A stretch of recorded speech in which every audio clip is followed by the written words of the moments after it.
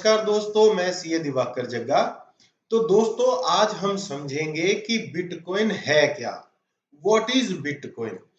क्या ये अनंत काल तक चलता रहेगा? क्या ये gold, real estate, stock market या बैंकों में अपना पैसा रखने से ज्यादा अच्छी इन्वेस्टमेंट है? इस बिटकॉइन को हम इस तरह समझेंगे कि एक छोटा बच्चा भी इसको बड़ी आसानी से समझ पाए। बहुत ही डिटेल में, बहुत ही थोरोली इसको समझा जाएगा दोस्तों। और अगर आप क्रिप्टो करेंसी में नए हैं तो इसी वीडियो के डिस्क्रिप्शन बॉक्स में मैंने बहुत सारी क्रिप्टो एक्सचेंजेस के अकाउंट खोलने के लिंक दिए हैं। वहां से क्लिक करके आप अपना अकाउंट खोल के क्रिप्टो में ट्रेडिंग शुरू कर सकते हैं। और उसके अलावा हमें ज्वाइन करने के भी बहुत सारे तरीके हैं, जो सारे मैंने इस वीडियो की डिस्क्रिप्शन बॉक्स में दे दिए हैं। चाहे वो ट्विटर हो, फेसबुक हो, लिंक्डइन हो, इस तरह के जितने भी सोशल मीडिया प्लेटफॉर्म्स हैं उन सब का जो लिंक है वो मैंने इस वीडियो की डिस्क्रिप्शन बॉक्स में डाल दिया है दोस्तों। वहां से आप हमें ज्वाइन भी कर सकते हैं। तो दोस्तों ज्यादा समय वेस्ट नहीं करते हैं, समझते हैं कि बिटकॉइन है क्या। तो दोस्तों कोई भी चीज जो वैल्यू है उसकी 4 कैरेक्टरिस्टिक्स होती हैं जो आपके सामने है, उसको हम डिस्कस कर लेते हैं दोस्तों। सबसे पहले वैल्यू जो है वो डिविजिबल होनी चाहिए, यानी कि इसको आप पार्ट्स में बांट सकते होने चाहिए, यानी कि इसको आप छोटे छोटे पीसीज में ब्रेक कर सकते हैं। जैसे कि अगर हम रुपए की बात करते हैं तो रुपए को आप छोटे छोटे पीसीज में ब्रेक कर सकते हैं। जैसे कि 100 रुपए के नोट को आप 10-10 रुपए के 10 नोट में डिवाइड कर सकते हैं। दूसरी जो वैल्यू की कैरेक्टरिस्टिक होती है वो होती है दोस्तों पोर्टेबल। तो पोर्टेबल का मतलब ये है कि इसको इजी टू कैरी होना चाहिए। कोई भी ऐसी चीज जिसमें वैल्यू है उसको इजी टू कैरी होना चाहिए, जिसको आप आसानी से एक जगह से दूसरी जगह पे ले जा पाए दोस्तों।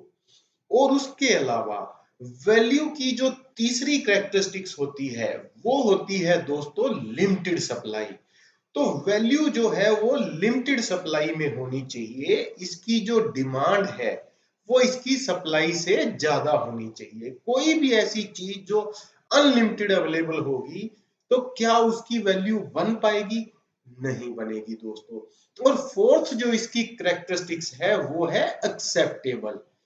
वैल्यू है जो, कोई भी चीज जिसमें वैल्यू है वो एक्सेप्टेबल होनी चाहिए, यानी कि जहां भी आप इसको पे करो लोग उसको तुरंत एक्सेप्ट कर लें। जैसे कि फिएट करेंसी रुपया, इसको आप कहीं भी पे करते हैं तो सामने वाला इसको तुरंत एक्सेप्ट कर लेता है। तो ये भी एक कैरेक्टरिस्टिक होती है वैल्यू की। तो दोस्तों इस तरह वैल्यू की 4 कैरेक्टरिस्टिक्स होती हैं, और जिस भी चीज में ये 4 चीजें होंगी वो वैल्यू होगी। तो अब इसको जाके हम अच्छे से डिस्कस करते हैं कि किस चीज में कितनी वैल्यू है। तो दोस्तों वैल्यू की जो सबसे पहली कैरेक्टरिस्टिक है वो है डिविजिबल या डिविजिबिलिटी। तो दोस्तों वैल्यू को डिविजिबल होना चाहिए। तो इसको हमने 2 पार्ट में बांट दिया है। एक तरफ हमने करेंसी, फिएट करेंसी रुपए को रखा है, एक तरफ हमने गोल्ड यानी कि गोल्ड, सिल्वर, कोई भी बुलियन उसको हमने रखा है। रियल एस्टेट यानी कि प्रॉपर्टी को, और फाइनेंशियल इंस्ट्रूमेंट, वो चाहे बैंक की एफडी हो, स्टॉक शेयर्स हो, डिबेंचर्स हो, बॉन्ड हो, उन सबको हमने एक जगह रखा है। और बिटकॉइन को एक जगह रखा है और उसका एक कंपैरिजन बनाने की कोशिश करी है दोस्तों। तो डिविजिबिलिटी की जो कैरेक्टरिस्टिक है उस पे हम समझते हैं कि ये कैसे खरा उतरता है। तो डिविजिबिलिटी की जब हम बात करते हैं दोस्तों, तो फिएट मनी यानी कि रुपया जो है वो हमारे पर्स में होता है और वो इजीली डिविजिबल होता है। वो आप इजीली जो है एक 100 रुपए के नोट को 5-5 के 20 नोट में कन्वर्ट कर सकते हैं। उसके बाद अगर हम गोल्ड की बात करते हैं तो गोल्ड को डिवाइड करना थोड़ा सा डिफिकल्ट होता है, उसको ब्रेक करना होता है, उसको तोड़ना पड़ता है। फिर जाके वो डिवाइड होता है और उसके बाद उसको मापना पड़ता है दोस्तों कि जो टुकड़ा मैंने बनाया है क्या वो उस वैल्यू का बन पाया है जितनी मैंने पेमेंट करनी है। तीसरा, अगर हम रियल एस्टेट की या प्रॉपर्टी की बात करें तो रियल एस्टेट को डिवाइड करना बहुत ही मुश्किल है दोस्तों। आप रियल एस्टेट में से एक ईंट निकाल के चाय का कप नहीं पी सकते। और फाइनेंशियल इंस्ट्रूमेंट की अगर हम बात करें तो they are resistant to divide. आप एफडी का एक टुकड़ा ले जाके मार्केट में ये नहीं कह सकते कि ये मेरी एफडी का कागज आप रख लीजिए और बदले में मेरे को फ्रिज दे दीजिए। तो डिविजिबिलिटी की जो कैरेक्टरिस्टिक है उसमें रुपया जो है बहुत अच्छे से खरा उतरता है। गोल्ड भी थोड़ा सा अगर हम उसको मान लें तो वो खरा उतरता है, बाकी चीजों में दिक्कत है। अब यहां हम करते हैं दोस्तों बिटकॉइन की बात। बिटकॉइन को आप 8 डेसिमल पॉइंट तक डिवाइड कर सकते हैं, यानी कि एक सातोशी जो है वो 100 मिलियंथ पार्ट होता है एक बिटकॉइन का। अगर हम आज की डेट में बात करें तो एक सातोशी यानी कि एक बिटकॉइन का 100 मिलियनवा पार्ट 0.000216 यूएस डॉलर का, या आईएनआर में अगर हम बात करें तो 0.017 रुपए का, यानी कि एक पैसे से भी कम का पड़ता है दोस्तों। तो जब हम डिविजिबिलिटी की बात करते हैं तो बिटकॉइन उस पे बहुत ही शानदार तरीके से खरा उतरता है दोस्तों। तो इसी के साथ दोस्तों अब हम बात करते हैं इसकी दूसरी कैरेक्टरिस्टिक की। तो दोस्तों वैल्यू की जो दूसरी क्वालिटी है वो है पोर्टेबल या पोर्टेबिलिटी, यानी कि इसको आप आसानी से कैरी कर सकते चाहिए। तो दोस्तों यही जब हम करेंसी, गोल्ड, रियल एस्टेट या फाइनेंशियल इंस्ट्रूमेंट की बात करते हैं तो रुपया जो है उसको आप कंफर्टेबली अपने पर्स में डाल के कैरी कर सकते हैं। और आजकल डिजिटल मनी भी चलता है, जैसे कि बहुत सारे ऐसे मोबाइल ऐप हैं जहां से आप इसकी पेमेंट कर सकते हैं। गोल्ड को भी आप इजीली कैरी कर सकते हैं क्योंकि थोड़ा सा गोल्ड जो है वो बहुत सारी वैल्यू अपने आप में रखता है। लेकिन रियल एस्टेट को आप अपनी जगह से मूव करके नहीं लेके जा सकते, तो रियल एस्टेट बिल्कुल भी पोर्टेबल नहीं है। फाइनेंशियल इंस्ट्रूमेंट की अगर हम बात करते हैं दोस्तों तो फाइनेंशियल इंस्ट्रूमेंट्स जो है बैंक एफडी है या स्टॉक है वो पोर्टेबल है। आप किसी भी सर्टिफिकेट को उठा के एक जगह से दूसरी जगह ले जा सकते हैं दोस्तों। अब यही चीज को जब हम बिटकॉइन पे लगा के देखते हैं दोस्तों तो बिटकॉइन जो है वो कंप्लीटली पोर्टेबल है, एफर्टलेसली पोर्टेबल है, हैसल फ्री कैरी कर सकते हैं। आप इसको अपने मोबाइल में भी कैरी कर सकते हैं। तो दोस्तों दो जो हमने अब तक कैरेक्टरिस्टिक्स डिस्कस करी हैं वो है डिविजिबिलिटी और पोर्टेबिलिटी। तो गोल्ड में और रुपी में ये चीजें ठीक ठाक बैठती हैं, अच्छे से बैठती हैं, लेकिन बिटकॉइन में तो बहुत ही अच्छे तरीके से फिट हो रही हैं दोस्तों। अब चलते हैं दोस्तों हम इसकी तीसरी कैरेक्टरिस्टिक पे। तो दोस्तों वैल्यू की जो तीसरी कैरेक्टरिस्टिक है वो है लिमिटेड सप्लाई, यानी कि वैल्यू को लिमिटेड सप्लाई में होना चाहिए और उसकी डिमांड जो है वो सप्लाई से ज्यादा होनी चाहिए। अब अगर हम यहाँ पर करेंसी की बात करते हैं दोस्तों तो करेंसी जो है वो अनलिमिटेड सप्लाई है, यानी कि सरकार कितने भी पैसे छाप सकती है। एक समय होता था जब गोल्ड स्टैंडर्ड चलता था, यानी कि किसी भी देश की सरकार को पैसा छापने के लिए उसके इक्विवेलेंट गोल्ड जो है रिजर्व बैंक में, अपने रिजर्व बैंक में रखना होता था। लेकिन 1978 ऑनवर्ड ये गोल्ड स्टैंडर्ड को खत्म कर दिया गया। अब किसी देश की सरकार कितनी भी करेंसी जो है वो प्रिंट कर सकती है और किसी भी करेंसी की वैल्यू जो है, फिएट करेंसी की वैल्यू जो है उस देश की इकोनॉमी से ड्राइव होती है, यानी कि जितनी ज्यादा इकोनॉमी स्ट्रॉन्ग होगी उतनी ज्यादा उस करेंसी की वैल्यू होगी। तो दोस्तों लिमिटेड सप्लाई में आके रुपया मात खा जाता है। उसके बाद अगर हम गोल्ड की बात करते हैं दोस्तों, तो गोल्ड भी लिमिटेड सप्लाई में हो सकता है, लेकिन कितना गोल्ड अवेलेबल है जमीन के नीचे, इसके बारे में सिर्फ एस्टीमेट अवेलेबल है। आए गए दिन कुछ ना कुछ ऐसा सुनने में मिल जाता है, एक और गोल्ड की खान मिल गई है जिसमें इतना गोल्ड होने की उम्मीद है।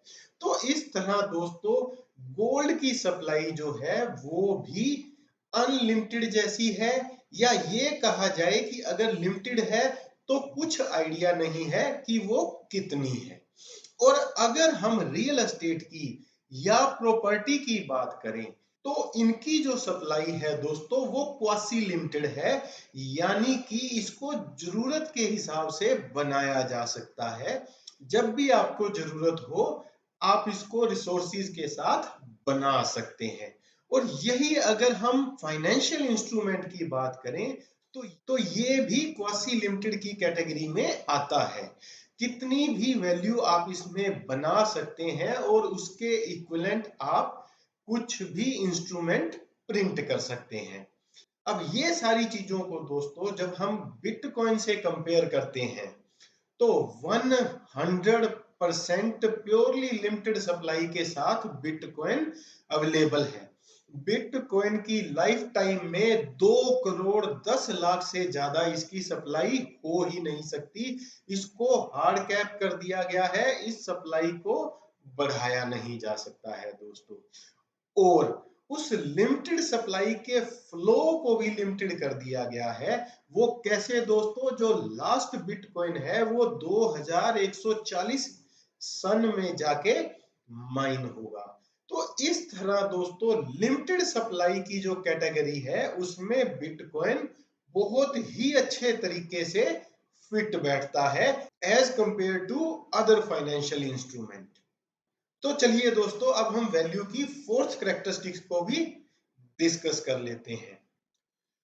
तो दोस्तों वैल्यू की जो फोर्थ कैरेक्टरिस्टिक है वो है एक्सेप्टेबल या एक्सेप्टेबिलिटी। जो भी वैल्यू है वो मार्केट में एक्सेप्टेबल होनी चाहिए।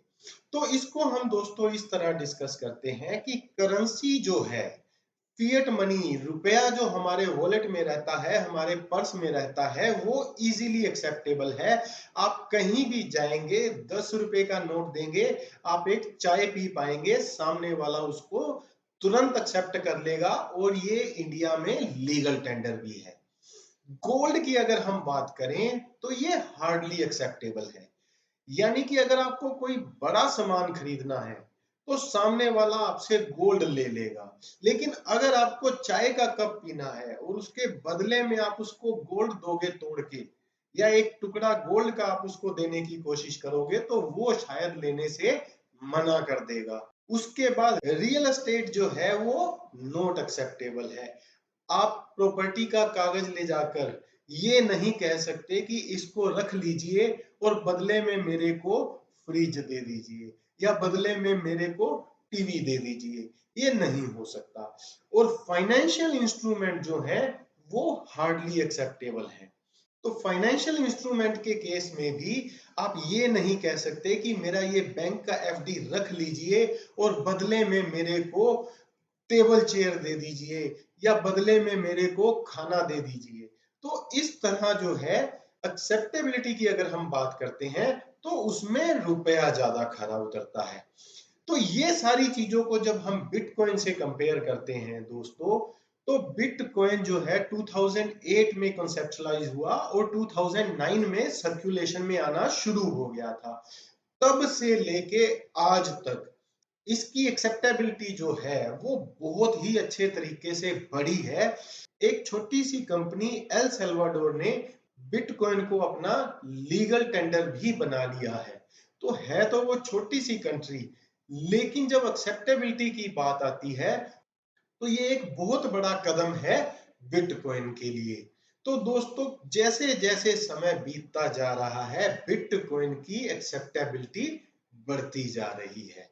तो दोस्तों इस तरह जब हम चारों करेक्टरिस्टिक्स को देखते हैं, तो अगर हम बाकी एसेट की बात करते हैं तो उनमें से कुछ कहीं खरी उतरती हैं, कुछ कहीं खरी उतरती हैं। बेसिकली बिटकॉइन को जब बनाया गया था तो यही सोच के बनाया गया कि ये जो एसेट्स हैं इनकी क्वालिटीज को रख लिया जाए और इसमें जो नॉन क्वालिटी वाली आइटम है उनको प्लग करके बाहर निकाल दिया जाए।